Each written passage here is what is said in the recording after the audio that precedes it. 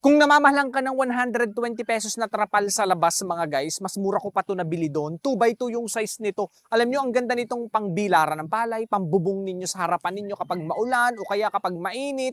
Puwede ding pangtabing ninyo sa mga dingding ninyo o puwedeng-puwede 'to mga guys. Tingnan niyo naman kung gaano kaganda, makapal yung trapal na 'to, 2x2. So maraming available na sizes, may mas malaki pa dito, may katamtaman, may iba't ibang kulay. So ito mga guys, green yung pinili ko na yung loob nito mga guys is ganito. Silver yung pinakaloob dito mga guys, ganito siya. Pero merong kulay ng trapal na kulay blue, yung labas na ganito, then meron ding silver. Alam niyo, ang mura lang mga guys, nakakatuwa yung mga trapal dito, ang mumura lang. Pwedeng-pwede din to kapag lagi kayong minsan bumabiyahe, kailangan yung tumigil muna. Halimbawa, maulan, mainit, so may pangbubong kayo, may pangtabing kayo. Magandang pangtabing ito mga guys, talagang mapapakinabangan ninyo. O mas maganda to guys kaysa dun sa mga sunshade na ginagamit natin na tumatagos yung tubig. Ito kasi hindi tumatagos yung tubig dito, yung ulan, naku, hindi talaga kayo mababasa, and kahit sobrang init, water resistant and heat resistant talaga yan mga guys. Matibay, makapal, hindi basta mapupuni. Ang maganda dito mga guys, may butas na to. So kung kailangan mo siyang lagyan ng tali, ayan, malalagyan mo ng tali, may metal. So hindi basta matatastas yung